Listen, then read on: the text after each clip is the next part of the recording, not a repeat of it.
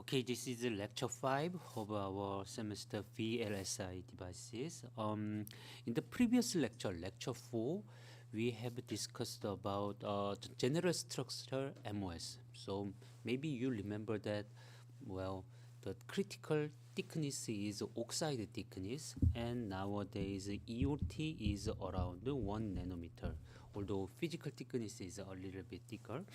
And another one was the thickness of our semiconductor silicon substrate. In the planar case, the thickness was regarded as infinitely thick. However, for more advanced technology, nowadays 5 or 6 nanometer is the thickness of our silicon substrate. That was explained. After that, we moved to the MOS capacitor energy band diagram, and we have introduced the so-called flat band voltage. Whatever, so whether I use this small letter or small alphabet or large one, or doesn't matter. So we have introduced flat band voltage. When we apply flat band voltage to our gate voltage, then of course two regions separated by silicon dioxide will have different Fermi levels. For example, in the case of if this is silicon and if this is, for example, metal, then if our substrate is connected to the ground, then in this case the Fermi level of our silicon substrate will be denoted as 0 electron volt. However, if we apply a certain non-zero in general voltage to our gate metal, so VG, in this case we can say that the Fermi level of this metal part is deviated from its original value 0 volt, and its value is actually given as simple rule Fermi level is given by minus Q. So this is absolute elementary charge of electron, and here we have gate voltage. So that will be quite a simple rule for setting Fermi levels of metal and semiconductor. Of course, if we apply, for example, certain voltage difference in our substrate, like a body voltage, then what will happen? Instead of this 0 electron volt, our Fermi level inside the substrate will be also given as minus Q times F body voltage. So quite a simple rule. If you apply certain voltage, then that is converted into the shift of your Fermi potential. And the major difference between this MOS system and PN junction was PN junction can allow current conduction between p-type region and n-type region. So therefore, although we apply certain voltage difference between these two parts, for example, let's say this is a p-type region and n-type region, however, we have to consider in somewhere so movement or transition of our Fermi potential between these two regions. So for example, let's say that this is still grounded and we have applied, for example, 0.7 volt. Then what will happen to this forward bias? Then we will have minus 0.7 electron volt for our Fermi level. But point is, now there is no separating material, silicon dioxide, and they are just attached to each other. So we have to consider the behavior of our Fermi level in this part and this part, and anyhow we have to have a certain smooth transition between these two values. So therefore, that is the main difference between this MOS system and PN junction. And everybody in this room should understand the behavior of our quasi-Fermi potential. So, I mean that. In this case, here it is easy to define Fermi levels. However, in this part, it is impossible to clearly define the Fermi level, because this system is not at its equilibrium status. So we cannot, in principle, we cannot define Fermi level. So instead of that, we have introduced quite easy to use quantities called as quasi-Fermi potential, or converted into quasi-Fermi levels. And in that case, you can find that there is a split of these two quantities, and you know this is corresponding to quasi-Fermi potential, quasi-Fermi level for electrons, and this is quasi-Fermi potential for level for holes. They are splitted at this junction, so at the metallurgical junction.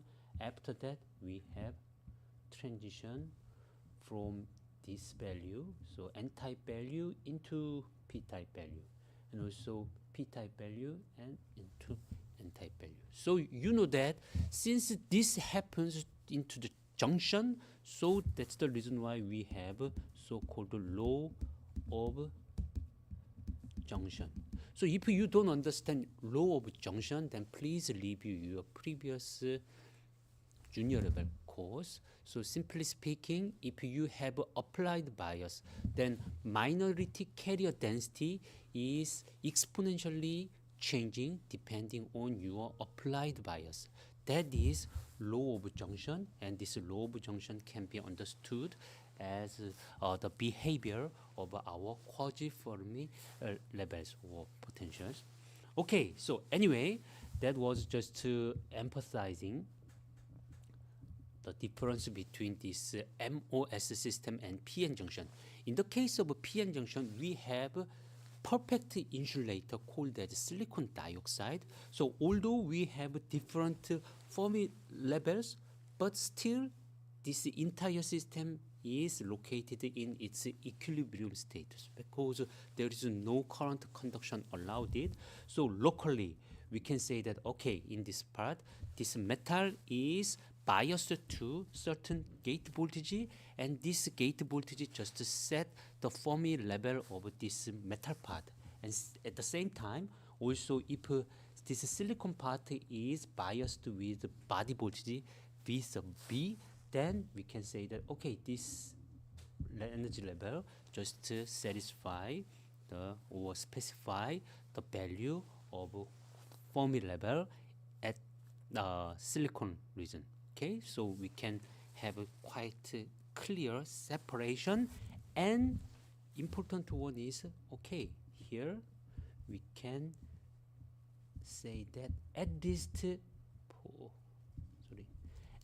in this silicon region, this Fermi potential can be regarded as position independent.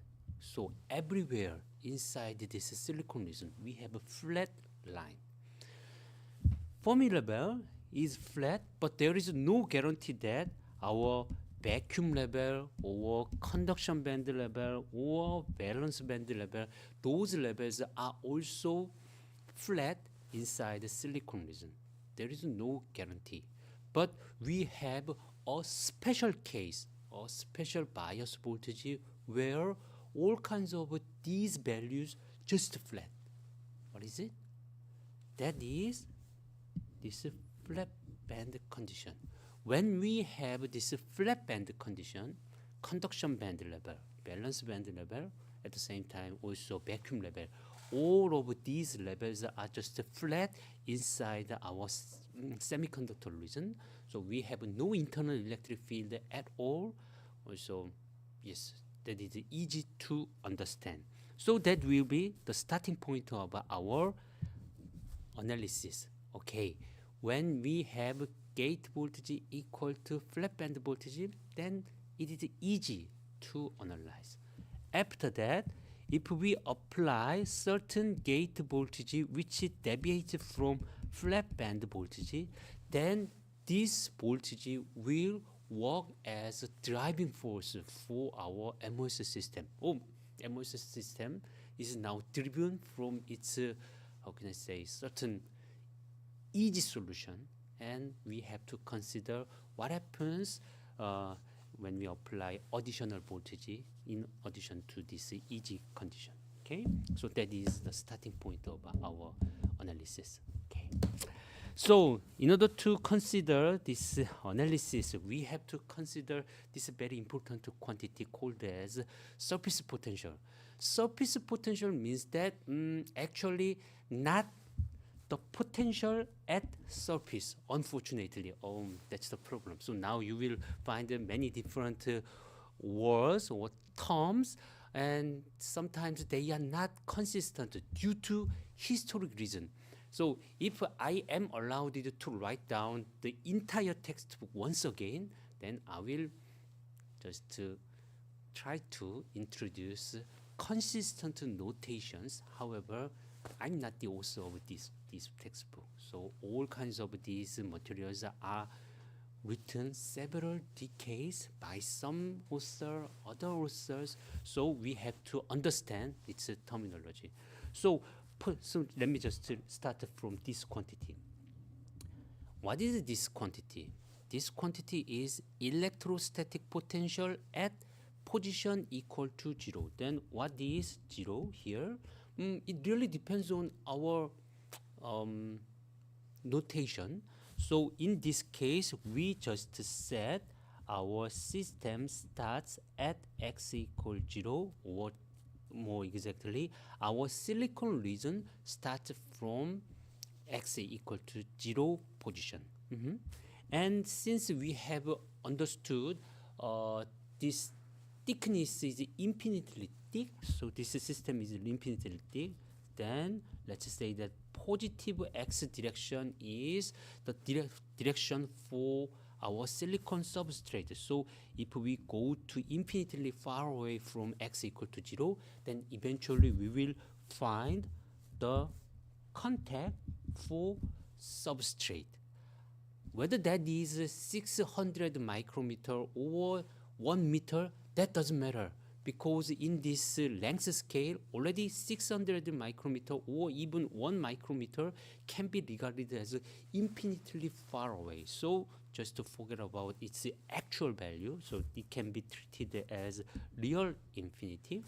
And now you can see that, this surface potential can be regarded as just a difference between difference of electrostatic potential between 2 points. One point is this is really interface point. So interface between what? Between silicon, and here we have a silicon substrate. Silicon dioxide, and its thickness is usually written as T ox, T sub ox. So please guess what will be the required position coordinate for this position, end of silicon dioxide.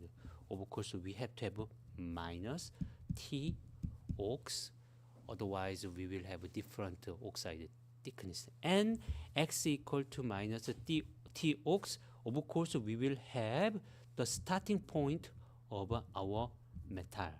So this metal expand far away down to minus infinity, but also that doesn't matter, because we will just treat this metal part as just a homogeneous one. So no physical quantity is changing inside the metal. So we can just concentrate on where only we can concentrate on this part, because this part is the most important one. So are you with me?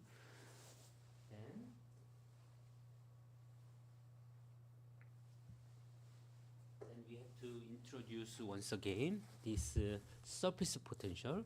So surface potential simply means that we have to consider the values at interface, and this is substrate. Infinite means that we are deep inside the substrate, and what we guess is, okay, if we are far away from this interface, all kinds of happening events nearby this interface will be diminished, and this part can be just locally equilibrium and also locally so charge neutral. For example, here we have Na of doping density, p-type doping density in the case of our N MOSFET. So simply speaking, in this case our hole density is quite close to Na, and electron density is given as mass action law, so we can have this rule. Product between electron density and hole density will give us a square of intrinsic carrier density. And so from this majority carrier density, we can find the electrostatic potential. How can you understand or how can you calculate this electrostatic potential? So please, when we have 0 electron volt as on its formula, then we can write down in this way. Hole density follows intrinsic carrier density exponential minus phi over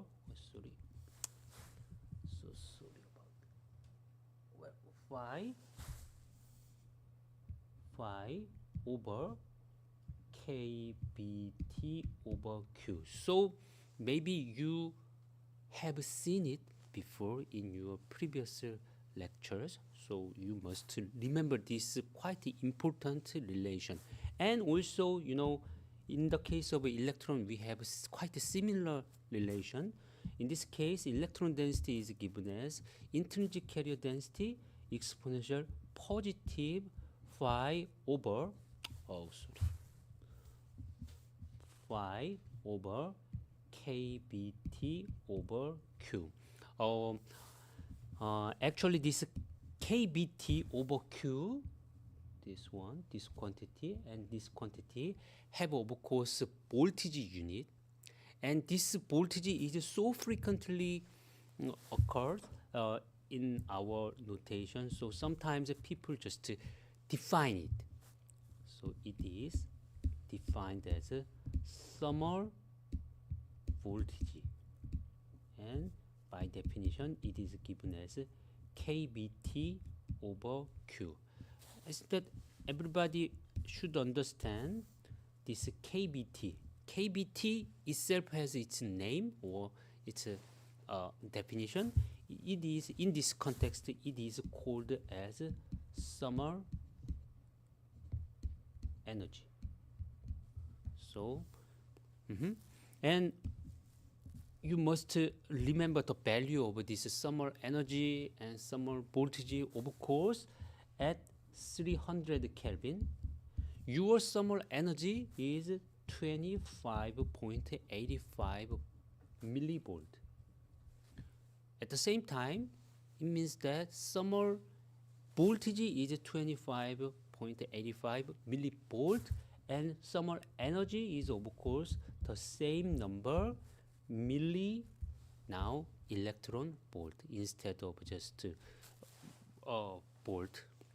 So I hope that all of you understand this kind of basic relation between electron density and electrostatic potential. So now let's come back to our original problem. And unfortunately, in Professor Tower's book, he tried to avoid the use of this notation, summer voltage. So that's the reason why when you have a look at my PPT file, so there are tons of kBT over Q, but that can be just regarded as just summer voltage. But there is also one thing we have to be very careful. Summer starts from TH. Also threshold also start from TH. So sometimes threshold voltage is, unfortunately, threshold voltage is written by this way. Threshold voltage, threshold voltage, threshold voltage, and also threshold voltage. and variant with small letters like threshold voltage, all kinds of, there are tons of notations devoted to the threshold voltages. And if we say summer voltage, same happens to these guys, because so try to make your symbol for summer voltage. What can you do is VT or VTH. So that I guess that's the reason why Professor Tower tried to avoid this notation. So I will just follow his notation. So I will try to keep all kinds of this KBT over Q. It is very difficult to handwrite every time this KBT over Q, but I will try. Okay, so now we have here hole density, given hole density. In this case, hole density is more or less acceptor density. So please try to estimate the value of potential at this p-type region. How can you do that? So take just now NA over NI can be expressed as exponential of something, and now taking the natural logarithmic on left hand side and right hand side and multiplying something, then you will find that phi is quite close to minus kBt over q and log over NA over NI. Of course, NA is orders of magnitude higher than this NI. NA is happen to be 10 to the 17 per cubic centimeter, 18, 19.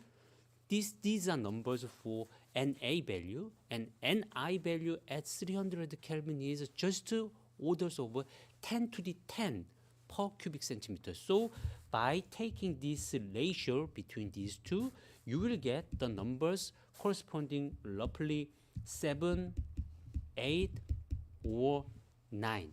That will be given to you. And taking natural logarithmic and multiply just 25 or 85 millivolt, then that will give you the number. So please estimate the numbers. So if you have 10 to the 7, then what will be the number you will get? 8, 9, I think that you should be able to calculate it. Oh, I don't remember actually the natural logarithm or logarithm of 10 or 10 to the 7. Doesn't matter, because this is related with summer voltage and it's a natural logarithmic. So you should understand the answer is minus 42, and this is just minus so I don't 48, and this will be 0.54. Why that happens? If you don't understand, I think that you have to review your previous lecture. So please try to understand. Every 1 decade corresponding to 60 millivolt. So I just made such a kind of simple estimation. So there is a 10 to the 7 orders of magnitude, so that is converted to as 60 millivolt times 7. So you know. So anyway, now you can understand actual value shown here, phi at infinity. So substrate electrostatic potential is corresponding to just minus something, minus 4, minus 0.4 or minus 0.5 can be the value of your substrate electrostatic potential. But this is not the whole story, so we have to take the values at interface. The difference between these two are required, and this is called as surface potential. So don't be fooled by its name. Although its name says that surface potential, but that is not the potential itself. So that is the potential measured from its substrate potential. So let's say that there is many students, and just say that this is corresponding to certain physical quantity assigned to each of them. And we are now talking about not this absolute value, but for example, from one guy's values, just to consider deviate from that value. This is the meaning of our, this is an analogy to our case. We are not talking about interface potential itself. We are considering surface potential. So, I mean that, don't be confused with this way. If I say so, Ni exponential phi s over kBt over q. Is this true or not? So, locally, of course, n at x equals 0. So, electron density at a certain point is given as exponential function of our electrostatic potential. If we write down in this way, then of course we have to have this position x equal to 0. But point is potential at x equal to 0 is not the surface potential. So don't try to use this kind of expression. Then actually what happens? So let me just keep this way once again. If we have electron density at x equals 0, then actually we must follow this expression. Phi at 0 kBt over q. But what we have is not actually the electrostatic potential itself, but only, how can I say, only surface potential, the difference quantity. Then what we can do is, instead of this one, just to introduce the substrate potential. Are you with me? And plus phi. Are you with me? So I just introduce minus something plus something. So of course that gives us just a null. So nothing happens. So then please try to estimate this two terms. Yes, here we have these two terms. Then of course we will have something like phi at infinity kBt over q multiplied by now just surface potential. Are you with me? So this difference between phi at 0 and phi at infinity, that is defined as the surface potential. So now we have surface potential. Wow. But point is, now we have a certain offset for this notation, and this is corresponding to the surface potential. Then please try to estimate what is this. Intrinsic carrier density and exponential potential at infinity divided by kBt. Simply speaking, this is nothing but the expression for your electron density at x equal to infinity position. So this is corresponding to our Ni square divided by Na. Minority carrier density. In this p-type region, we have small, extremely small number of electrons, and this extremely small number of electron is assigned here. So our expression for electron density is no longer follow this one, the form of Ni times something, but we have a strange factor here, Ni squared divided by Na. That's the reason why we have this strange factor instead of this Ni squared divided by Na. So with this one, we can make it our life quite simple. So maybe you are confused with my intention. Why we introduce such kind of a new additional quantity? But point is, If we have a flat band condition, then please try to estimate your surface potential. At flat band condition, your surface potential, depending on this definition, is actually 0. Because flat band condition, the potential at deep substrate and interface, they are the same. So when we take the difference between them, it gives us just 0. So simply speaking, by introducing this surface potential at flat band condition, our surface potential becomes 0. Of course, we have to say that in reality. So this is corresponding to the case.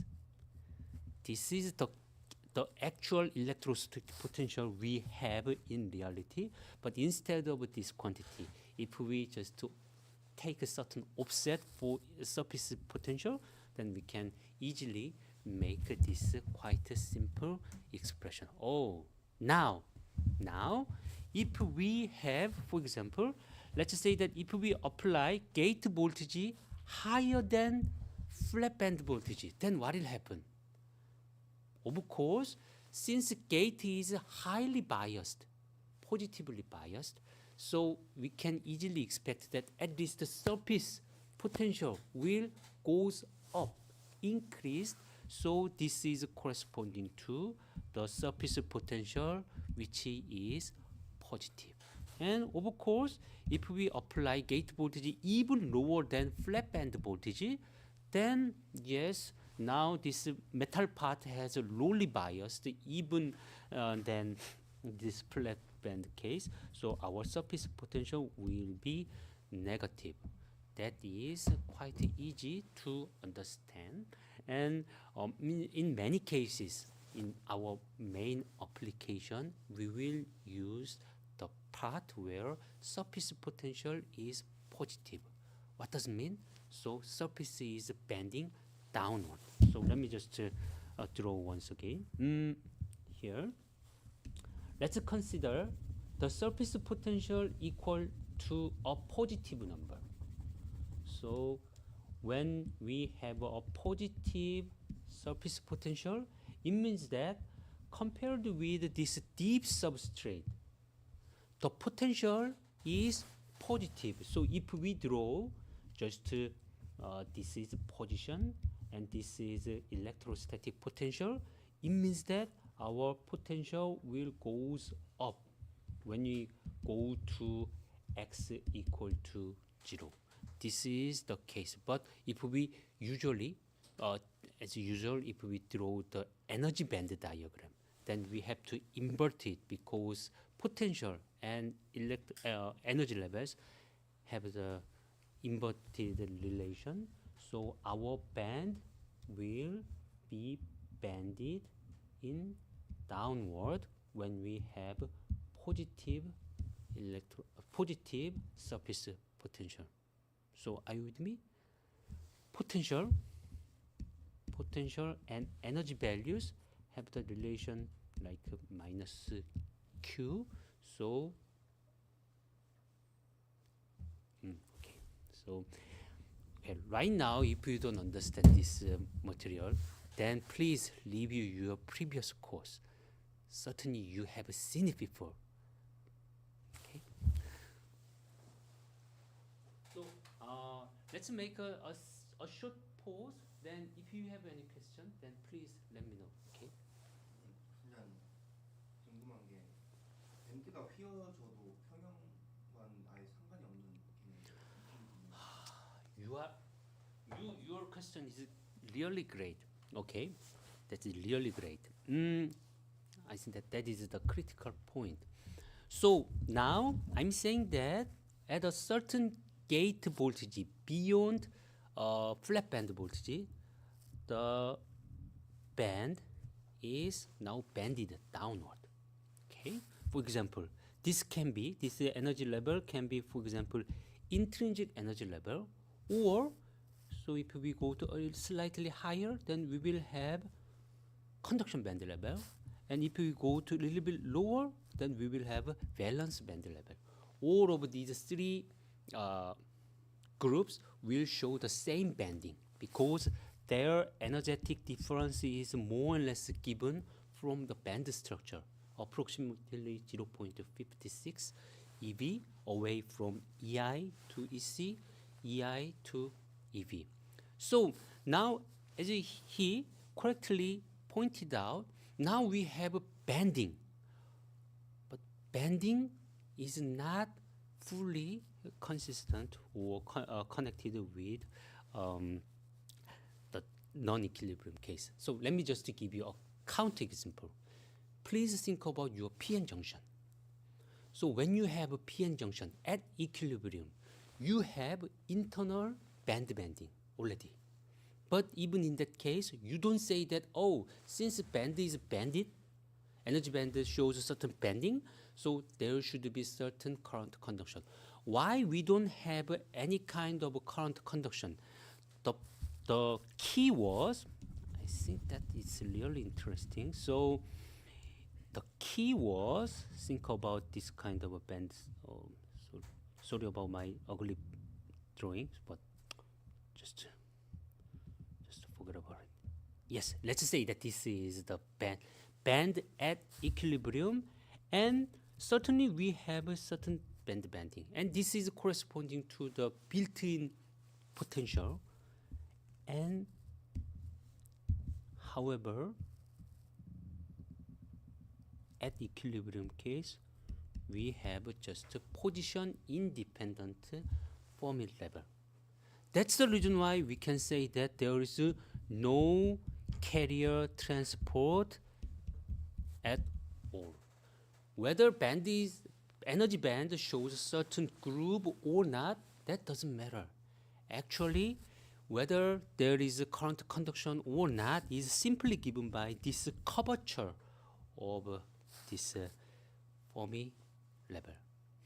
Okay, so simply speaking, let me just come back to this way. Now we have a conduction band, valence band, and intrinsic Fermi level. And let's say that this system is p-type doped. Then where is the expected position of your Fermi level? Of course, you expect somewhere there we have Fermi level. And in this case, this Fermi level is extended up to this x equal to 0 position. So Fermi level is just flat. Although we have a certain position-wise change in its conduction band level, valence band level, that doesn't make any sense in terms of carrier transport. In order to have carrier transport, we have to have certain change of quasi-Fermi potential. Of course, if there occurs a certain change in Fermi level, actually, as I review in our lecture 3, Fermi level itself cannot show any position dependency. So no, it's not possible. So if we have a position dependent quantity, then instead of that, we have to define two quantities like electron quasi-Fermi potential and hole quasi-Fermi potential. In my presentation material, I used phi n, phi p, following Professor Tower's notation, and this is electron quasi-Fermi potential and hole quasi-Fermi potential. When we have certain position dependent change of these two quantities, then we can say that, oh, there is the current flux due to electrons and holes. Okay, so if you don't understand, then please watch the lecture 3. So I have explained it there. And yeah, really good question. So if I have to say just one statement for your question, then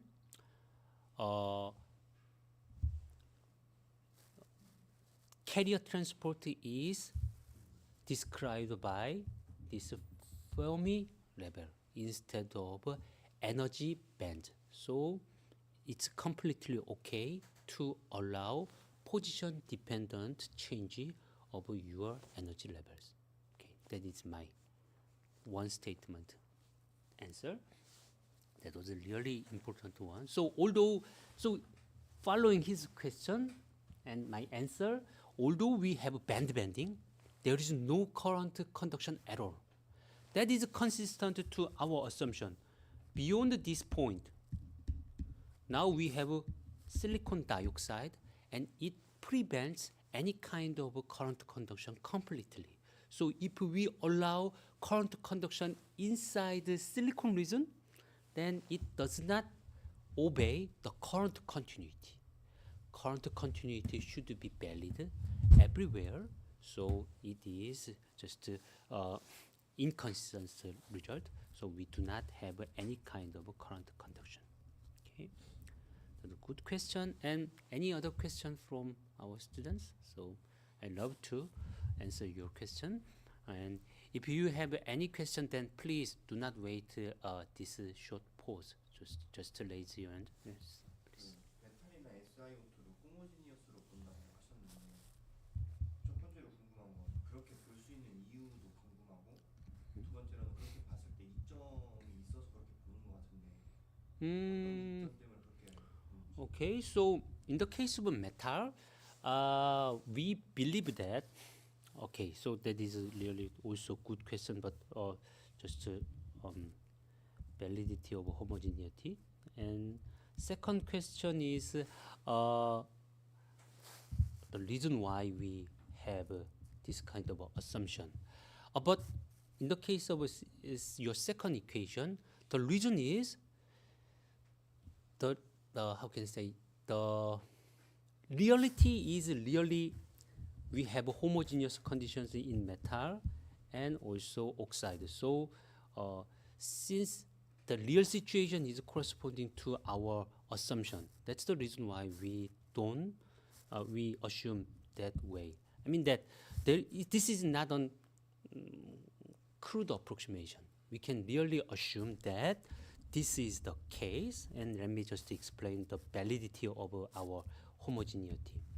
In the case of metal, so we are now talking about an change of energy band, and this change of energy band comes from the voltage division between three different regions. So now think about this one.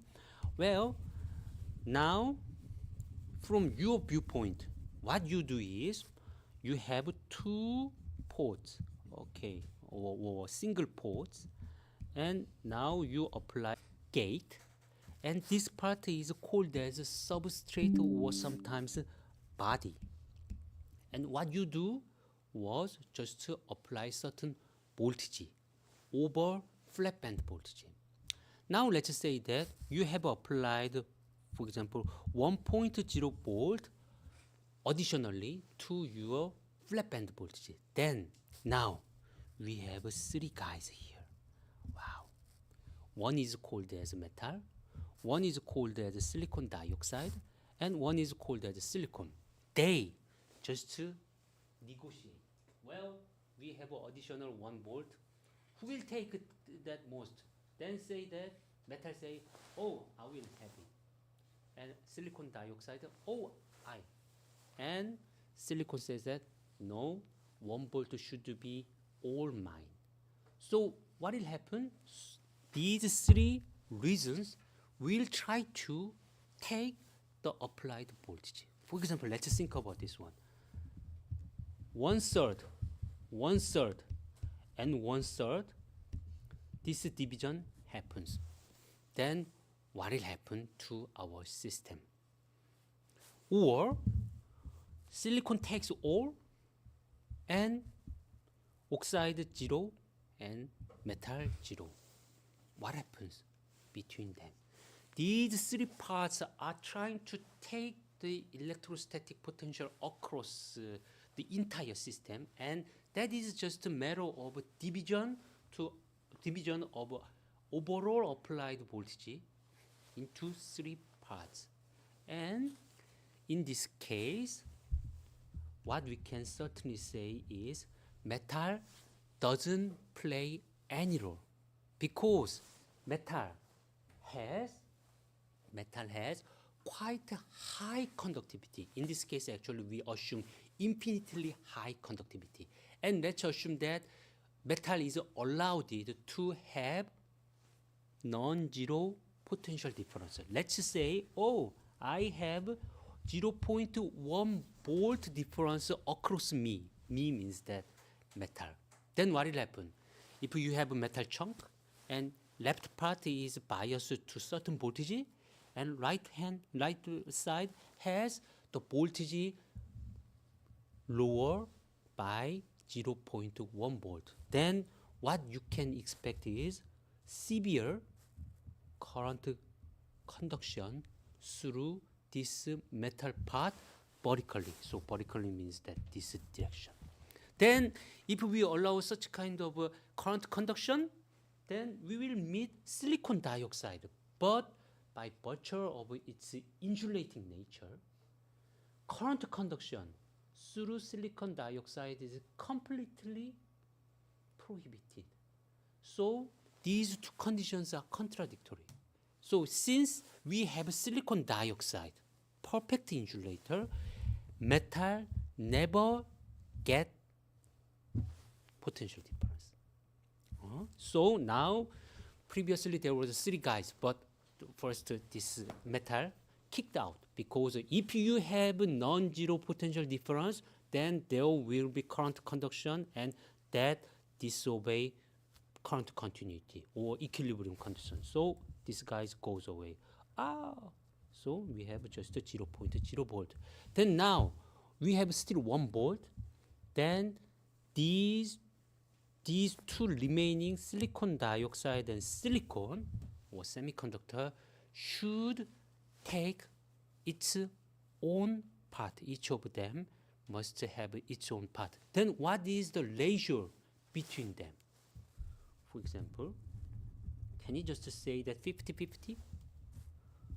0.5, 0.5? Or silicon dioxide is infinitely long. So silicon is infinitely thick, and silicon dioxide just a few nanometer thick. So okay, since you are much thicker than me, so I will just yield to you. So you just take all 1 volt and 0 volt. Is this the right case, or the other way around? So who decided this rule? Who should decide, okay, the golden ratio between you two guys is 0.7 and 0.3 or something like that? Who decided? Actually, we will study that ratio, the rule to divide them from now on. Actually, this is the main contents of our lecture. What is the division rule between oxide and silicon? But point is, metal, from the beginning, it is not a candidate. It has no right to participate in this competition, because if we allow any kind of non-zero voltage difference, then it's completely okay. So first, in the case of validity, why we kicked out metal?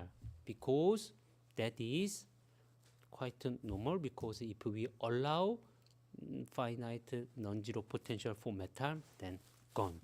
And in the case of silicon dioxide, I didn't expect the flat conduction band level inside silicon dioxide. The homogeneity we are assuming is actually there is no net charge inside silicon dioxide. That is assumed.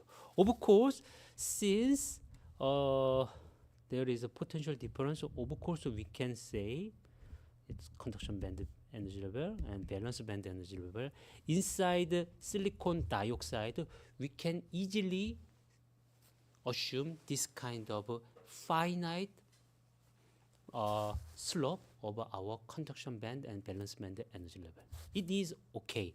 But point is, since we have assumed net charge equal to 0, so once you have a certain slope, then that slope should be constant all over your one-dimensional MOS system. So means that I'm saying that this is not allowed. This is not allowed. This kind of non-linear behavior of your energy level, energy band inside one-dimensional silicon dioxide is not allowed. You should have a really straight line. And the reason is, now you assumed silicon dioxide is perfectly charge neutral. Then, okay, then you may ask me this question. Is this assumption of charge neutrality inside the silicon dioxide is really valid or not? Unfortunately, the answer is it is not valid at all. Actually, if you study further and further, actually charges inside silicon dioxide, they are critically important, unfortunately. But, you know, when we start our first order approximation for this system, it is completely okay to neglect the existence of this oxide charge. Later, in this course, if we our lecture goes quite smoothly, then later we can introduce non-zero oxide charges inside our system. So maybe we will think about three different shape or basis functions of our oxide charges. For example, let's say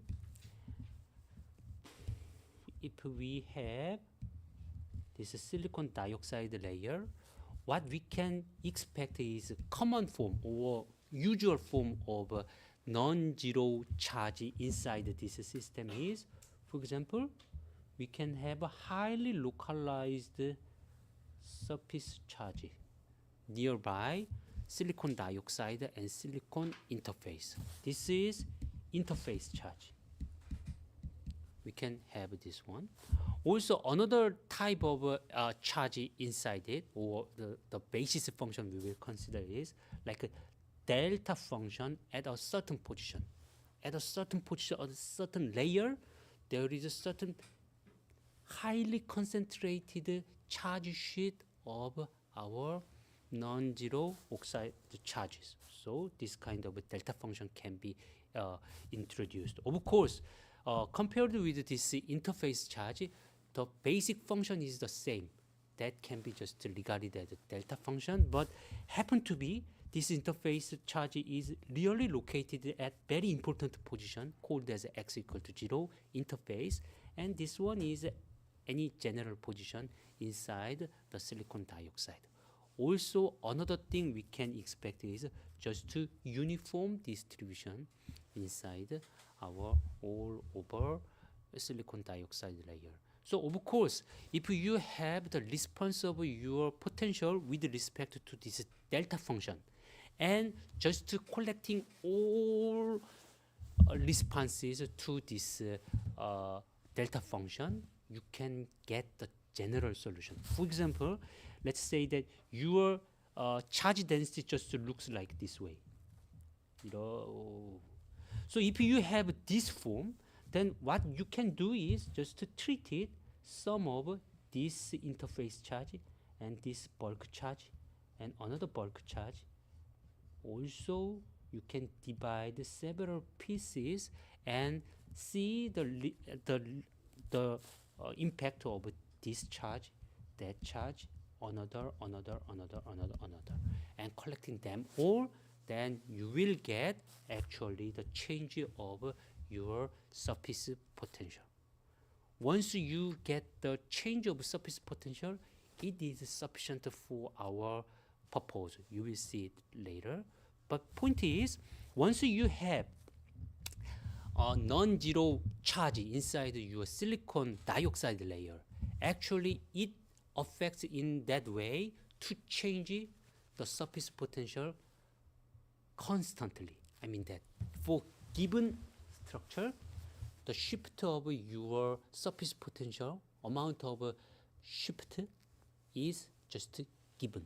So that's the reason why, although we can introduce non-zero values, but that doesn't make a big complication in our analysis. So please wait for a while, then you will see the complete analysis. But anyway, still, it is really good approximation in our first order approximation. Yes, this oxide layer can be regarded as almost charge neutral. In the case of this silicon dioxide bulk, this approximation is almost completely okay, and only the point in engineering sense important modification only comes from this oxide silicon interface layer. At this interfacial layer, here we have interface charge, and it is really important.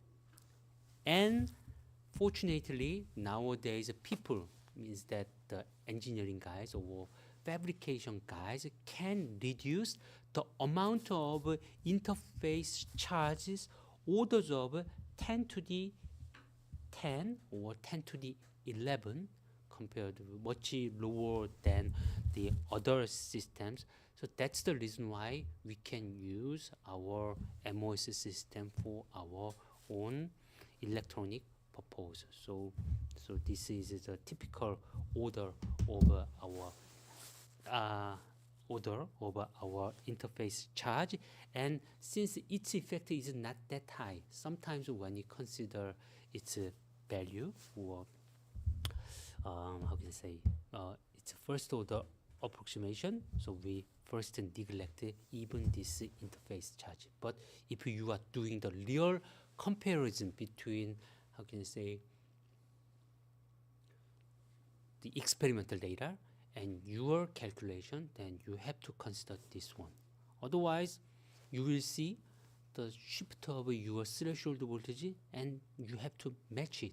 So there is some ways to match the threshold voltage, changing, adjusting your metal work function, or introducing a small amount of interface charge, then it can shift.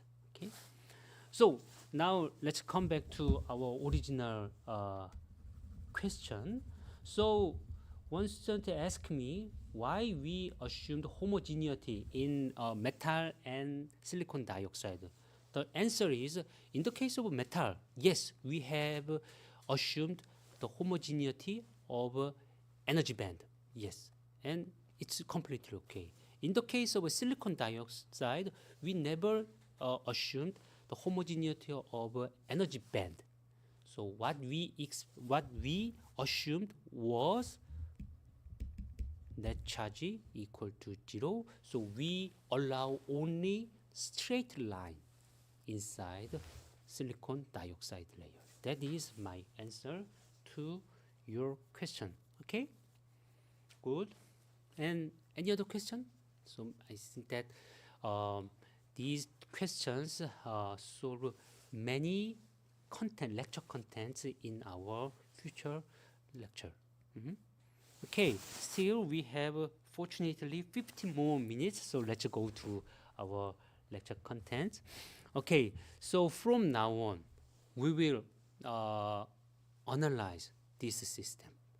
Analyze means that now we will draw some equations in order to understand this MOS system. And fortunately and amazingly, this system can be analyzed by analytic mean. You can do it by your hand calculation. There are to me, actually, there are only two systems, two MOS systems, which can be solved completely by hands. Two. One is this bulk planar MOS case. In this bulk MOS case, we can get complete solution. Yes, we will see here. And another known system is double gate system. So double gate system means that there is a finite thickness of a silicon. For example, T silicon is given, and now we can get also analytic solution. Well, then planar is available, double gate is available, then everything is available.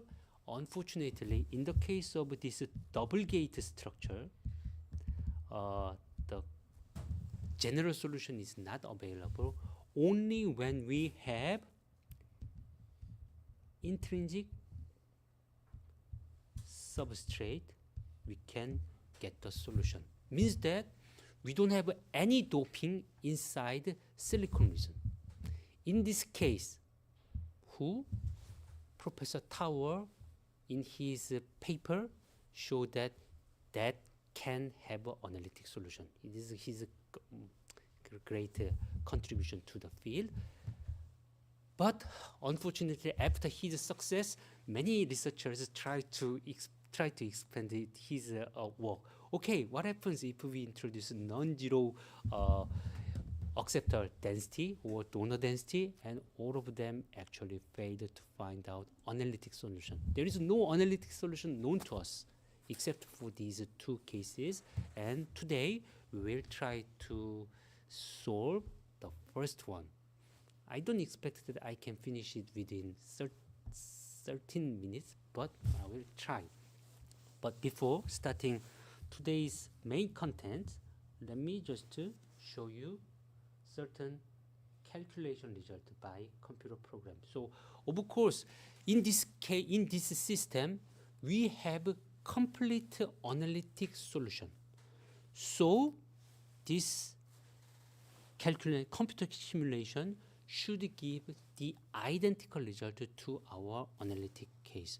Always, if analytic solution is available, then analytic solution is superior than computer generated solution, because computer generated solution has its own numerical error in it, because we have to have a finite accuracy of our double precision number or something like that. So always analytic one is superior, but unfortunately there are not many analytic solutions. So that's the reason why in general we have to rely on the computer simulation. Okay. So anyway, let's just consider this example. Here we have work function of 4.17. Yes, not that far away from our aluminum value. And oxide thickness is just 2 nanometers. Then in this diagram, where can you find 2 nanometer? Here, in this case, this is corresponding to your 2 nanometer. Please note that this is a micrometer scale. So here we have 10 nanometer. And these first two ticks are corresponding to 2 nanometer. So in this case, well, maybe you can argue it this way. X equal to 0 is defined as interface. Well, in our analytic expression, we will use this notation. But in this numerical simulation, X equal 0 is defined as metal and silicon dioxide layer. And we have X equal to 2 nanometer for silicon dioxide and silicon interface. Please understand the difference, but it's not that difficult to understand. And p-type dopant is doping density is 10 to the 18, so not that low, not that high, so just normal values for our planar technology. So in this case, please have a look at this part. Well, what happens to this guy? Here we have just 50 nanometer. So starting from the interface, just to go to the 50 nanometer, and please try to estimate whether in this near 50 nanometer your solution is energy band is flat or not. Can you recognize any slope nearby 50 nanometer?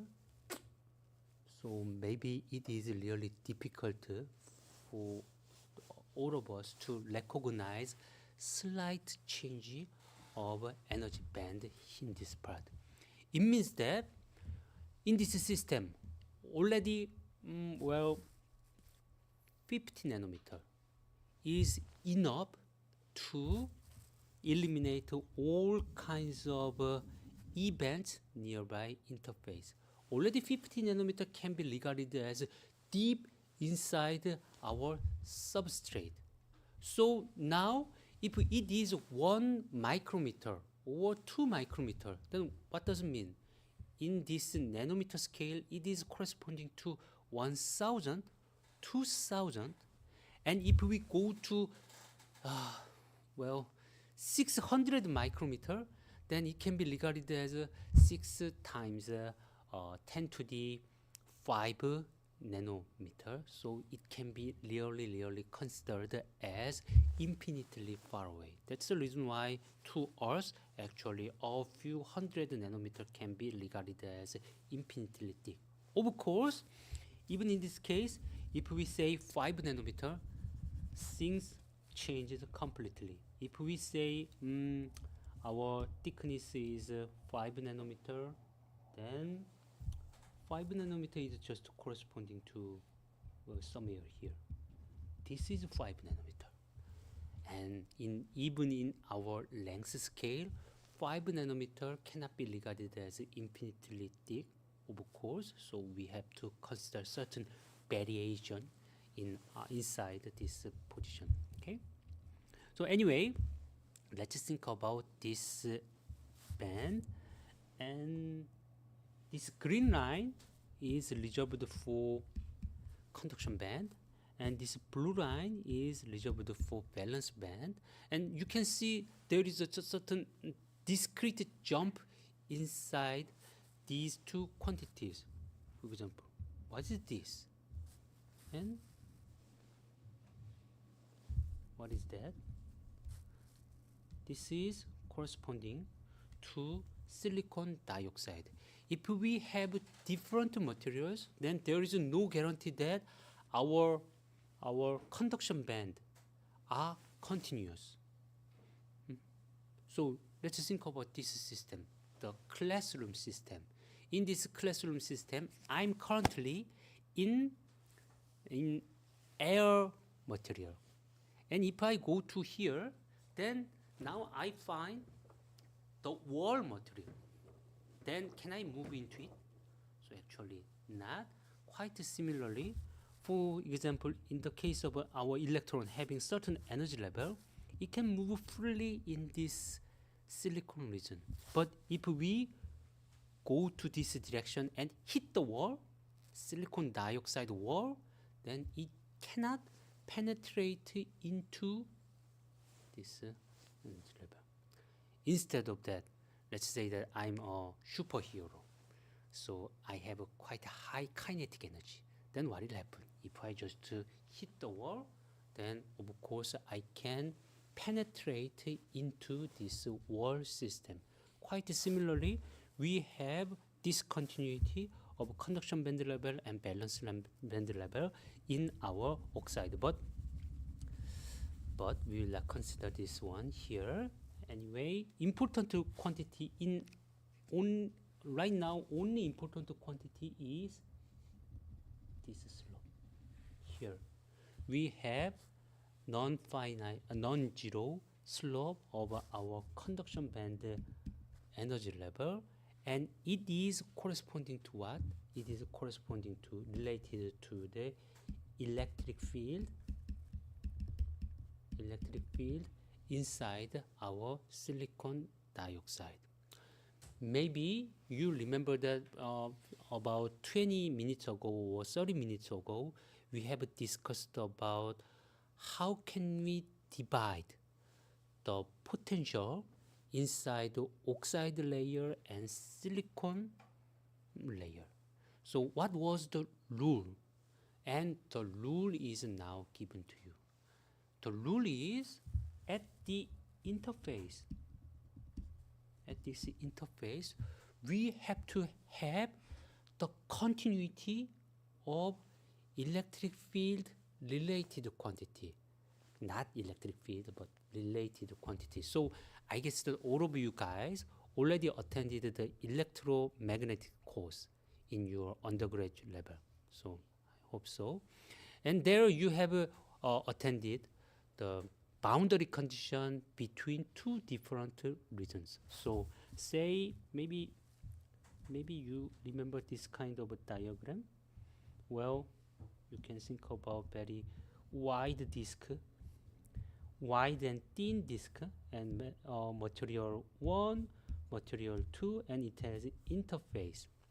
In this case, if we have a very wide one, then what we can get is, well, at this point, since this is really wide and thin, so contribution from this side doesn't make any sense, and we just have the balance between this area wise, vertical area wise balancing, and in that case the normal component of our displacement vector and displacement vector should be continuous at the interface. So are you with me?